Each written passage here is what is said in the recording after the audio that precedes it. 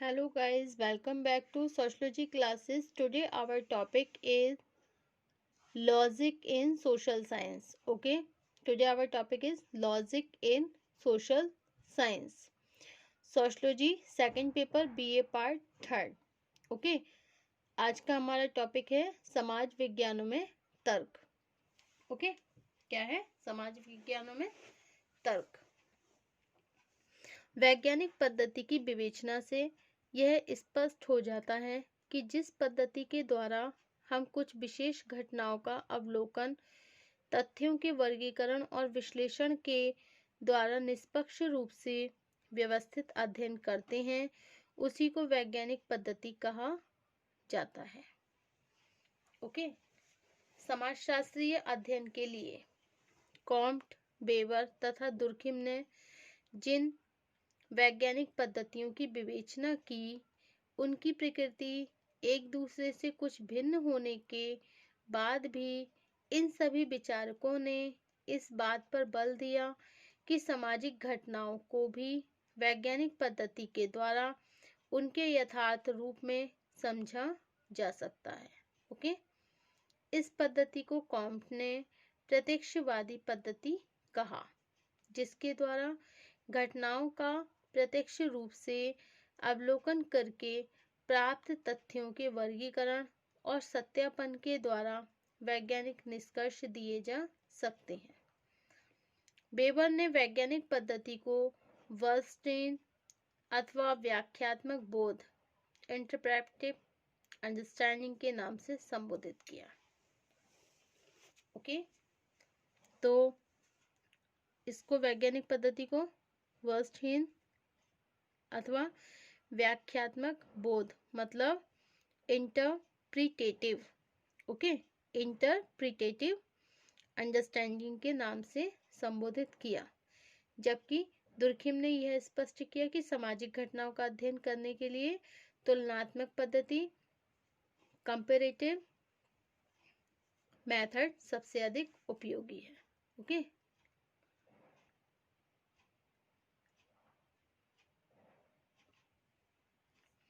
अनेक दूसरे समाजशास्त्रियों ने संरचनात्मक तथा प्रकार्यात्मक पद्धति को वैज्ञानिक पद्धति के सबसे अधिक निकट मानते हुए सामाजिक घटनाओं के अध्ययन के लिए इनके उपयोग पर बल दिया. तात्पर्य यह है कि अभी तक अधिकांश समाजशास्त्री यह मानते रहे कि किसी विशेष अध्ययन समस्या से संबंधित एक या कुछ उपकल्पनाओं का निर्माण करके जब हम अवलोकन या दूसरी प्रविधियों के द्वारा निष्पक्ष रूप से उपकल्पनाओं का निर्माण करके जब हम अवलोकन या दूसरी प्रविधियों के द्वारा निष्पक्ष रूप से तथ्यों का एकत्रीकरण करने के बाद वर्गीकरण की सहायता से कोई सामान्यीकरण प्रस्तुत करते हैं, तब इसी को वैज्ञानिक पद्धति कहा जाता है और इसी पर आधारित ज्ञान ही विज्ञान कहलाता है. ओके, आज बहुत से समाजशास्त्री यह मानने लगे हैं कि समाजशास्त्री अध्ययन के लिए वैज्ञानिक पद्धति का उपयोग उसी रूप में नहीं किया जाता है, उस रूप में नहीं किया जाता जिस तरह इसका उपयोग प्राकृतिक घटनाओं के अध्ययन के लिए किया जाता है. उनका विचार है कि हम अवलोकन, प्रश्नावली अथवा अनुसूची के द्वारा जो तथ्य एकत्रित करते हैं, उनका सदैव सही होना आवश्यक नहीं होता. एक और सामाजिक अध्ययनकर्ताओं द्वारा तटस्थ रूप से तथ्यों का संग्रह कर पाना एक कठिन काम है, तो दूसरी ओर उत्तरदाताओं द्वारा दी जाने वाली जानकारी भी सही होने का दावा नहीं किया जा सकता. इस दशा में केवल उसी अध्ययन को वैज्ञानिक कहा जा सकता है जो अवलोकन, परीक्षण और वर्गीकरण पर आधारित होने के साथ तर्कपूर्ण मतलब लॉजिकल भी हो. किसी अध्ययन से प्राप्त तथ्यों से ऐसे निष्कर्ष निकलते हैं जो तार्किक आधार पर सही नहीं होते, तो ऐसे अध्ययन को वैज्ञानिक अध्ययन नहीं कह सकते. समाजशास्त्री अध्ययन में तर्क के महत्व को स्पष्ट करते हुए सबसे पहले परेटो ने कहा है. परेटो, जबकि पीएच फर्पे ने विज्ञान की तार्किक संरचना के लिए तर्क को सबसे महत्वपूर्ण माना है और फरफे के अनुसार विज्ञान की सबसे प्रमुख कसौटी तार्किकता है, चाहे इसे किसी भी प्रविधि के द्वारा प्राप्त किया जाए। ओके। अमेरिकन समाजशास्त्री एल्विन गोल्डन ने सामाजिक घटनाओं के अध्ययन के लिए परंपरागत वैज्ञानिक पद्धति के उपयोग को एक भ्रम जाल बताते हुए लिखा कि वैज्ञानिक पद्धति के नाम पर हम जिस तरह सामान्यीकरण प्रस्तुत करने लगे हैं वह पश्चिम के समाजशास्त्र के सामने एक बहुत बड़ा संकट बन गया है। इसी आधार पर उन्होंने तर्क पर आधारित जिस समाजशास्त्र को विकसित करना माना उसे उन्होंने प्रतिवर्ती समाजशास्त्र रिफ्लेक्सिव सोशलॉजी का नाम दिया। इस प्रकार परेटो, फरफे, गोल्डनर के विचारों के संदर्भ में समाज विज्ञानों के अंतर्गत तर्क पर आधारित वैज्ञानिक पद्धति की प्रकृति को सरलतापूर्वक समझा जा सकता है। परेटो के विचार सामाजिक घटनाओं के अध्ययन के लिए कॉम्ट, स्पेंसर, दुर्खिम ने जिन पद्धतियों को वैज्ञानिक पद्धति के नाम से संबोधित किया, परेटो ने उन्हें झूठे विज्ञानवाद का नाम दिया।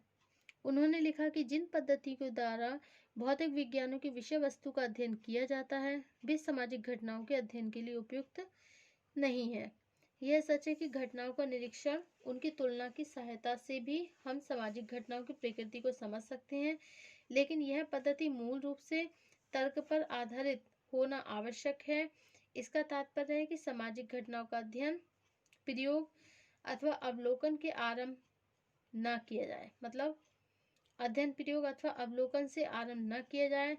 इसके विपरीत हम तर्क के आधार पर सामाजिक घटनाओं के बीच सह संबंधों को महत्वपूर्ण मानते हैं और इसी कारण सत्यता की जांच अवलोकन और प्रयोग के आधार पर की जानी चाहिए। ओके। इसी कारण उन्होंने सामाजिक घटनाओं के अध्ययन के लिए उपयोग में लाई जाने वाली पद्धति को तार्किक प्रयोगात्मक पद्धति, लॉजिक एक्सपेरिमेंटल मेथड का नाम दिया। ओके। अब नेक्स्ट है पी.एच. फरफे के विचार। सामाजिक विज्ञानों में वैज्ञानिक पद्धति की प्रकृति को स्पष्ट करते हुए फरफे ने कहा है कि परंपरागत रूप से जिन विज्ञानों को प्राकृतिक विज्ञान अथवा सामाजिक विज्ञान कहा जाता है, फरफे ने उन्हें क्रमशः औपचारिक विज्ञान फॉर्मल साइंस, अनौपचारिक विज्ञान इनफॉर्मल साइंस के नाम से संबोधित किया। उन्होंने माना है कि सामाजिक अनौपचारिक विज्ञानों की पद्धति प्राकृतिक अथवा औपचारिक विज्ञानों की तरह नहीं हो सकती। इसके बाद भी सामाजिक घटनाओं के अध्ययन को भी तभी वैज्ञानिक रूप मिल सकता है जब ऐसे अध्ययन में निम्नलिखित सावधानियों को ध्यान में रखा जाए। सबसे पहले निर्धारित किया जाए कि हमारे अध्ययन विषय से संबंधित मुख्य चर अथवा पद वेरिएबल्स कौन से हैं, उनके बीच किन संबंधों को स्पष्ट करना आवश्यक है। नेक्स्ट है अध्ययन से संबंधित विषय के बारे में कुछ तार्किक और मौलिक उपकल्पनाओं को विकसित किया जाए तथा यह देखा जाए कि तर्क और अवलोकन के आधार पर उन उपकल्पनाओं के बीच क्या संबंध है। ओके। अब है एल्विन गोल्डनर के विचार। एल्विन गोल्डनर का नाम उन बौद्धिक सुधारवादियों में गिना जाता है जो वैज्ञानिक पद्धति को प्राकृतिक विज्ञानों की पद्धतियों के नाम पर स्वीकार करने के पक्ष में नहीं है। उन्होंने सामाजिक तथ्यों के अध्ययन के लिए एक ऐसी पद्धति के उपयोग पर बल दिया जिसमें अध्ययनकर्ता की जागरूकता और तार्किक दृष्टिकोण का अधिक समावेश हो। इसे गोल्डनर ने प्रतिवर्ती समाजशास्त्र रिफ्लेक्सिव सोशलॉजी का नाम दिया। गोल्डनर के अनुसार प्रतिवर्ती समाजशास्त्र ज्ञान की कोई अलग शाखा नहीं है, बल्कि यह अपने आप में अध्ययन की एक विशेष पद्धति है।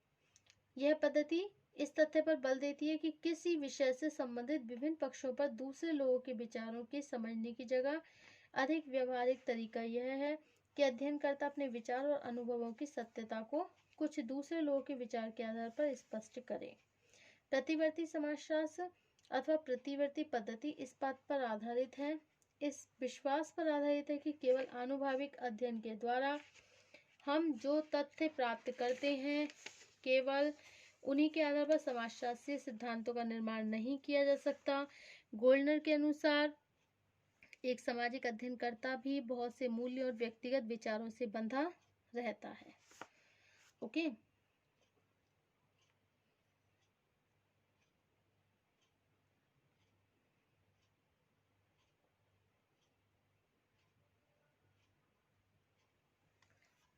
तो आपका फर्स्ट कौन सा हो गया, view of the Pareto, second view of PH फर्फे, एंड थर्ड हो गया views of the Alvin Goldener.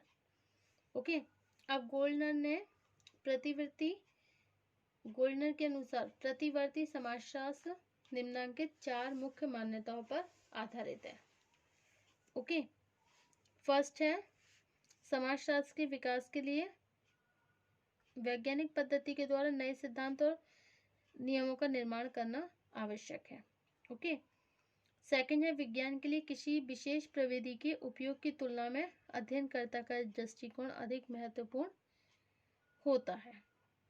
Third है प्रतिवर्ती पद्धति यह मानकर चलती है कि एक समाजशास्त्री के द्वारा अध्ययन विषय से संबंधित कुछ लोगों की राय जानने अथवा उनसे कुछ सूचनाओं का संग्रह करने की अपेक्षा यह अधिक महत्वपूर्ण है कि स्वयं उसकी आचरण और भूमिकाओं से उसका कार्य किसी तरह प्रभावित ना हो। ओके, अब नेक्स्ट है विज्ञान के लिए आनुभाविक अध्ययनों की प्रविधियों से अधिक महत्वपूर्ण बात अपने विषय के प्रति अनुसंधानकर्ता में तार्किक कटिबद्धता कमिटमेंट का होना है। केवल इसी के द्वारा एक शोधकर्ता खुले दिमाग से उन गलत सूचनाओं का सही मूल्यांकन कर सकता है जो अनुसंधान के दौरान उसे उत्तरदाताओं द्वारा दी जाती है। ओके, इस प्रकार स्पष्ट होता है कि गोल्डनर के अनुसार विज्ञान में तर्क का विशेष महत्व है। तर्क का विशेष महत्व है। केवल परंपरागत रूप से दी गई परिभाषा और नियम के आधार पर विज्ञान का निर्माण नहीं हो सकता। ओके, वहीं दूसरी ओर जीवन और अध्ययन विषय से संबंधित सूचनाओं के बारे में एक तार्किक दृष्टिकोण को बनाए रखना उससे भी और अधिक आवश्यक है। यह सभी कथन विज्ञान में तर्क के महत्व को स्पष्ट कर देते हैं। ओके, अब हमारा नेक्स्ट टॉपिक होगा सामाजिक विज्ञान में वस्तुनिष्ठता एवं व्यक्तिनिष्ठता, objectivity and subjectivity in social science. Okay, thank you for watching my YouTube channel.